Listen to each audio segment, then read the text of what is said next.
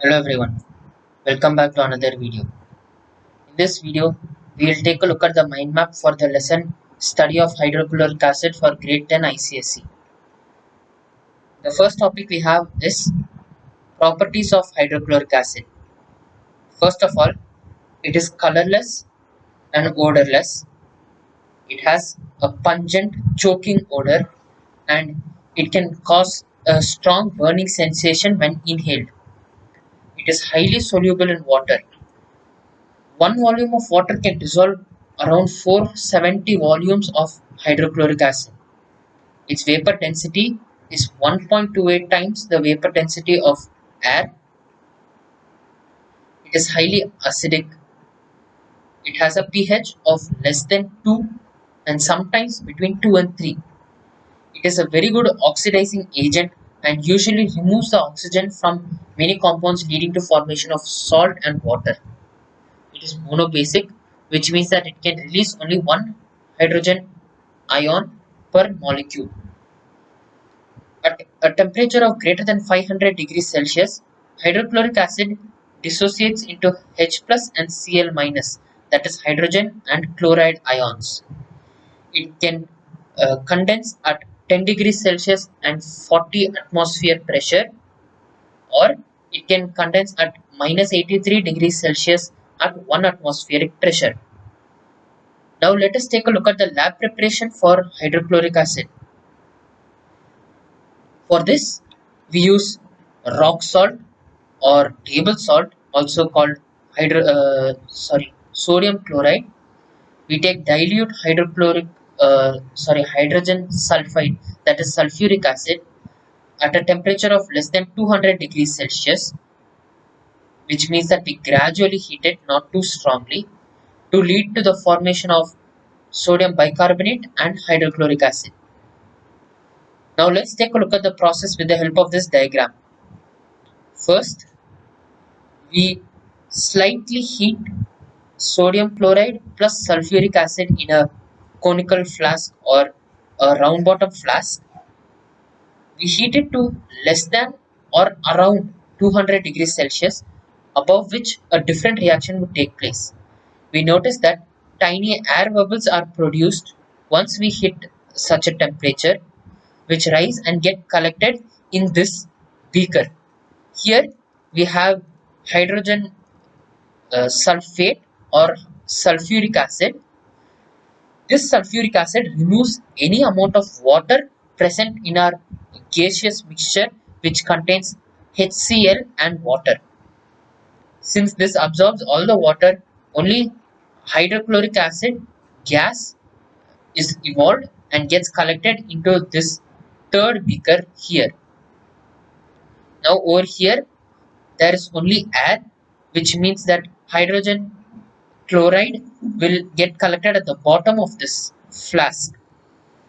Now why I say bottom is because we have studied before that air is less dense than hydrochloric acid, due to which it would be displaced upwards by hydrochloric acid. In other words, we can tell that HCl is collected by the upward displacement of air. The drying agent we have used is H2SO4. There are many other drying agents like diphosphate pentoxide or calcium oxide, but we cannot use any of those in this case because they all would react with hydrochloric acid to form their respective salts and water, which is undesirable in this case. Now, we use the initial delivery tube below the level of sulfuric acid, but the second delivery tube is way above that level. This is done because if both these are at the same level, then hydrogen chloride would move back into the initial delivery tube, therefore causing a mix-up which would cause huge damage. Now when we heat above 200 degrees Celsius, then we would get the reaction 2NaCl plus H2SO4 gives Na2SO4 plus 2HCl. Now, we might think that this reaction also produces hydrochloric acid and hence it is more desirable. But we must notice this. It occupies two molecules of NaCl and a very high temperature compared to what was there before, due to which it requires large amount of energy. It is somewhat a waste of fuel, and hence we do not refer to this reaction much compared to the initial reaction that is below 200 degrees Celsius. Now, we might also wonder why hydrochloric acid is not collected by the downward or upward displacement of water or solubility in water. This is done because it is highly soluble in water, as we have seen before as well. And separating hydrogen chloride from water would be very difficult because it dissociates into the respective ions hydrogen, that is H plus, and Cl minus or chloride ion. Some more precautions we have to take are that both the beakers as well as the collection flask must be sealed very tightly so that no hydrochloric acid can escape, which might cause a lot of damage to any products nearby. Now, there is a special case in collection of hydrochloric acid. What we do is we take a normal flask, but when we insert the delivery tube, we use a funnel at the end.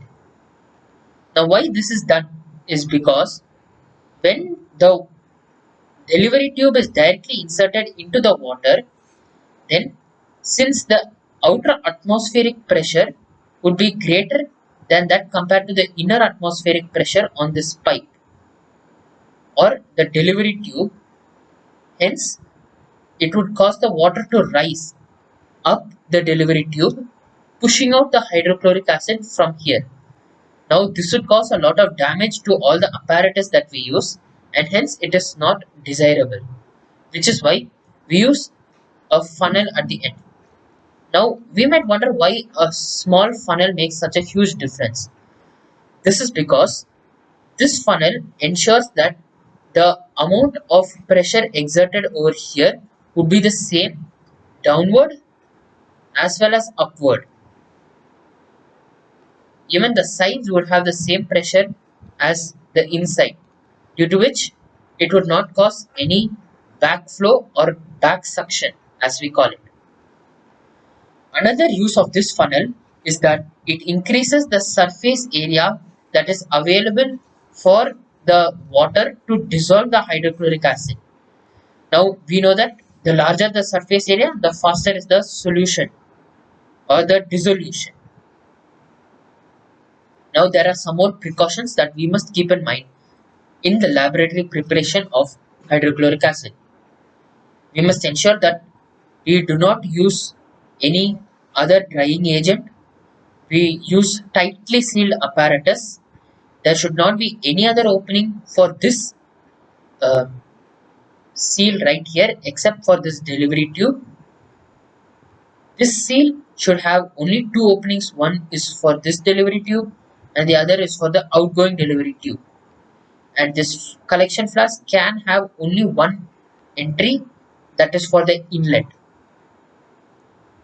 One more thing we should keep in mind is that it would be easier if we kept the initial delivery tube pointing downwards like this, as it would reduce the amount of pressure built up by the time the hydrochloric acid reaches the bottom flask. We must also remember never to raise the temperature above 200 degrees Celsius, because Na2SO4 is also very poorly soluble in water. It would form a thick crust on the inner layer of this beaker and it would be very hard to scrape it out. Now let us move on to some reactions that hydrochloric acid commonly undergoes. On the first column we have HCl as the first reactant, and in the second column we have the second reactant. When we take a metal hydroxide, we get salt plus water. This salt would be the metal chloride salt. Since there's a double displacement reaction that takes place here, in other words, we can also say that there is a neutralization reaction. Since metal hydroxides are usually basic, the second reaction is HCl plus the metal sulfide. This would again form the chloride salt plus hydrogen sulfide, because the H would react with S in this case to give H2S.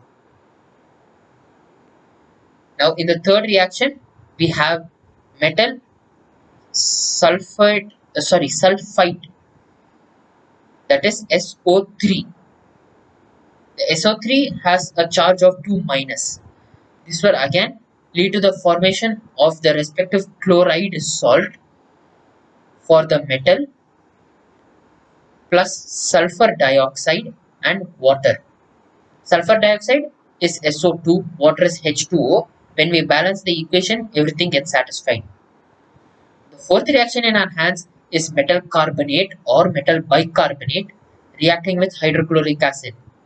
In this case, again, we would get the chloride salt, we get carbon dioxide and water. We could also get the same reaction when we use a bicarbonate, that is HCO3, which is also known as hydrogen carbonate, but when we balance it, the number of reactants would be different. HCl plus NH3 would get NH4Cl or ammonium chloride. Now this reaction is very useful because it can be used for the test of NH3 as well as test for HCl. Ammonium chloride is basically a dense white fume.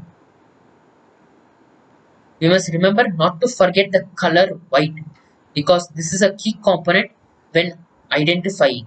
There are many fumes that have various colors which are also dense, and hence we must keep this in mind. Also, we can get NH3 and HCl by the dissociation of ammonium chloride.